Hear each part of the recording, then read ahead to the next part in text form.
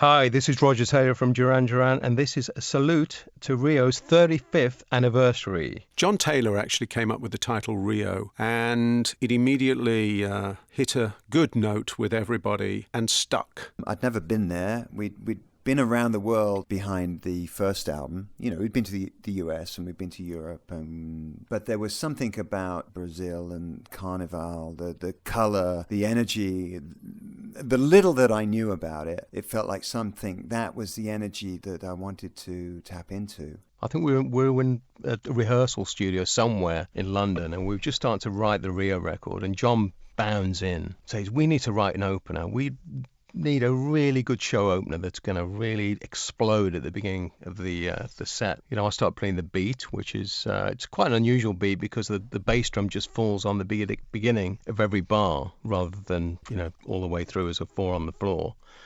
John starts playing the bass.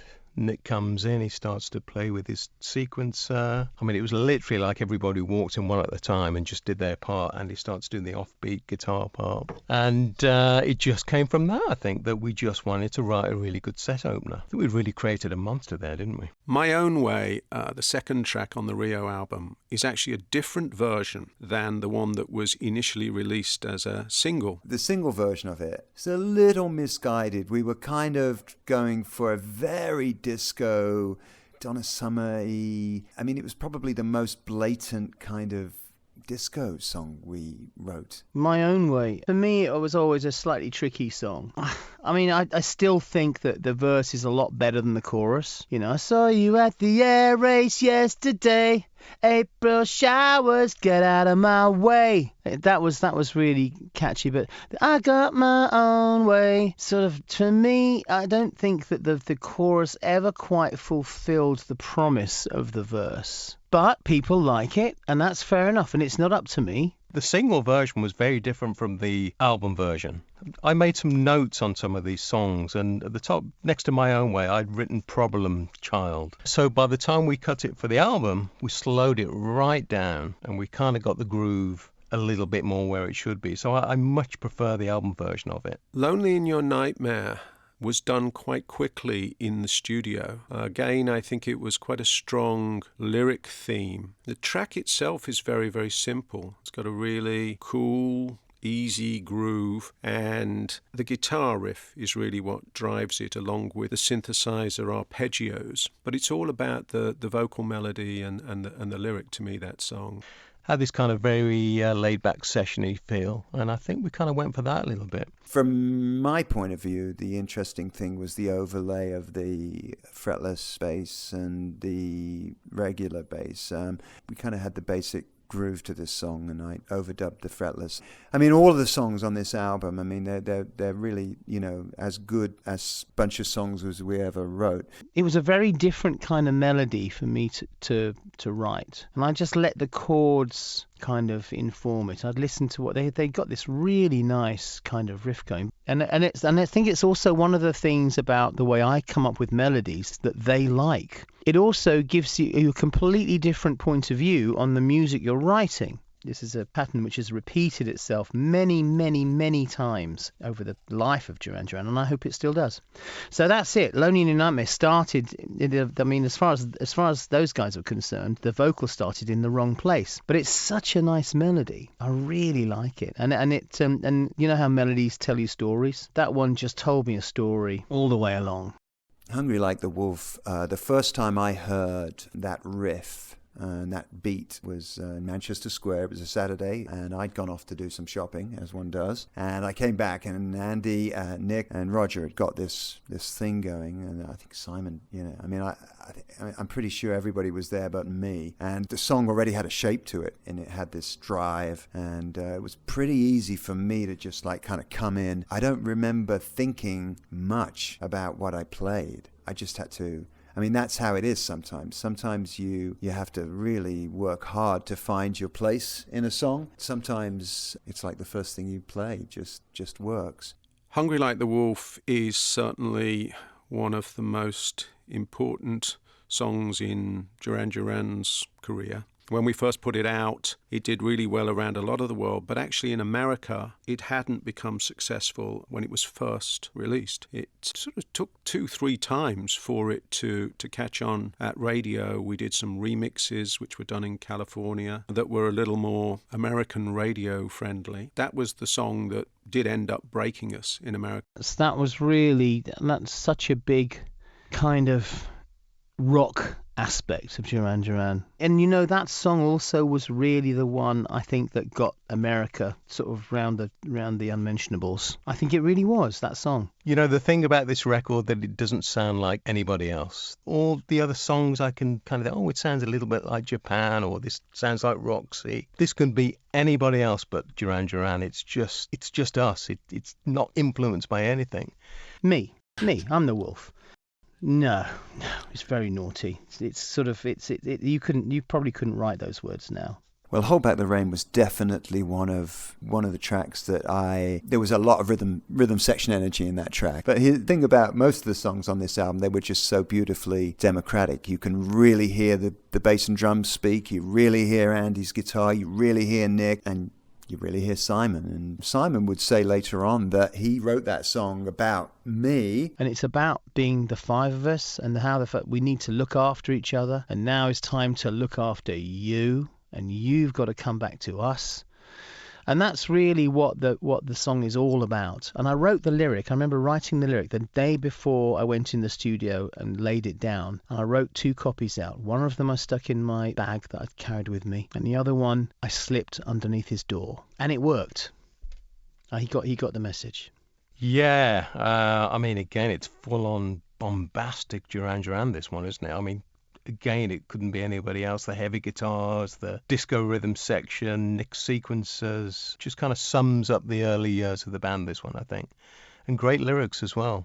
One of the tracks we never made a video for on the album. There weren't that many that didn't have a video, but Hold Back the Rain didn't get one. What it did get was an awful lot of remixes. There's more versions of that on different RIO albums than any other song. There must be at least 5 or 6 different versions of the RIO album, and the major difference is the song Hold Back the Rain. New Religion is a standout piece on the record because it's unlike anything else that we'd done at that point, and we haven't really done anything similar since. It's actually got a rap on it, which for that time was very, very early in 1982. I guess Blondie's Rapture must have been out before that, which was a terrific record and possibly had some influence on it. Yeah, I think New Religion is really...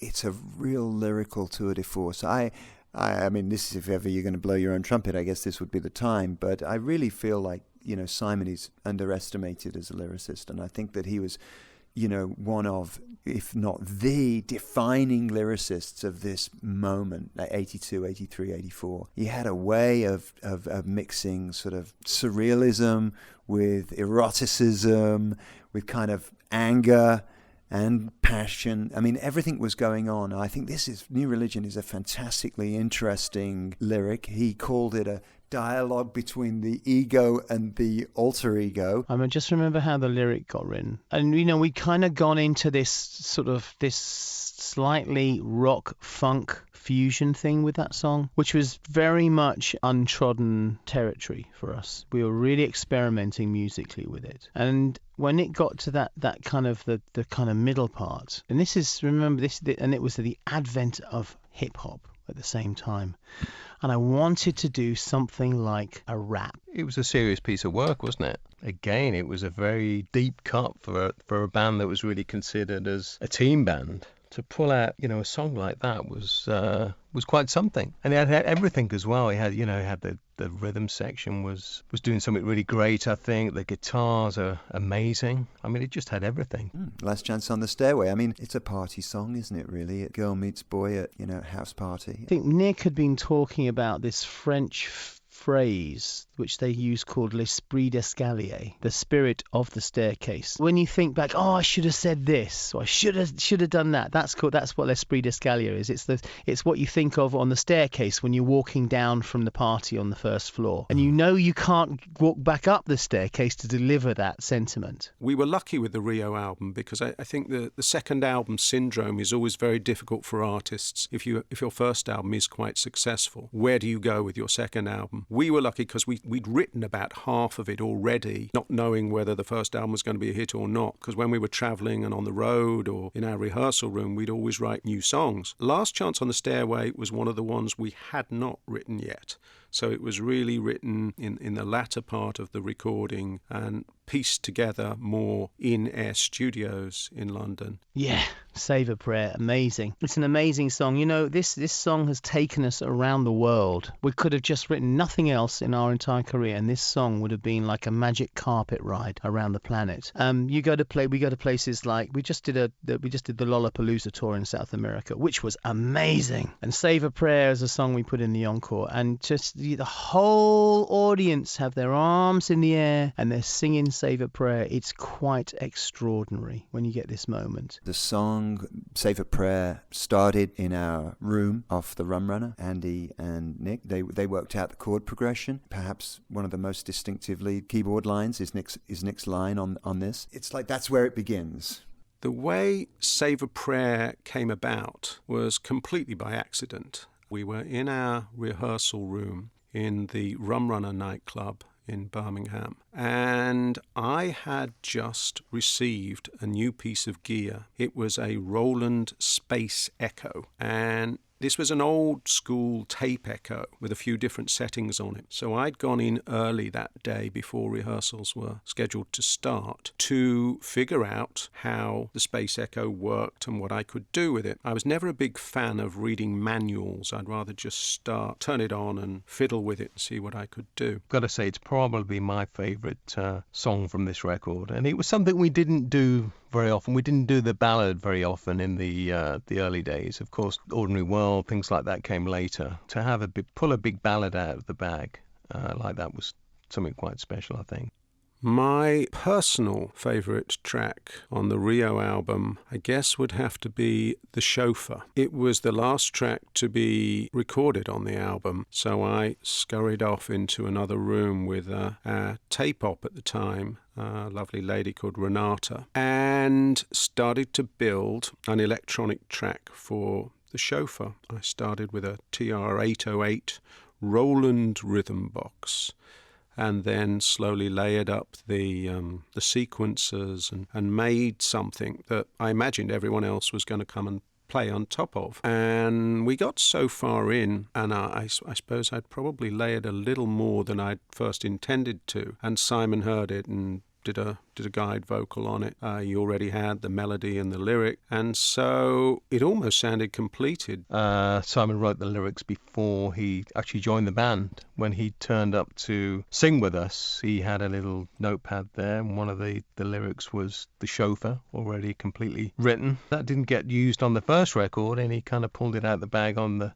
second record. Yeah, turned up at the studio, and it sounded incredible. And I thought, I don't want to put drums on this right from the beginning. I want to let it kind of flow as a very, a nice electronic piece, and then bring some colour in later in the song. So John and I come in about halfway through. But I should tell you a bit, what you're also talking about, the time when we were in the studio, because it sort of disappeared, and I think Nick said to me, come on, Charlie, he said, do you want to do this song? Let's have a go at it. And the two of us just stayed there right through the night and laid it down. And he did all that amazing stuff with the recorded voice, which was basically from a sound effects album that he'd found. And it had this thing about a cricket, I believe it was, all that stuff at the end. And in this percussion box, I found the ocarina. And I played recorder before at school. It wasn't that difficult to figure out how to play this ocarina. But I thought it made this amazing sort of Baroque sounding instrument.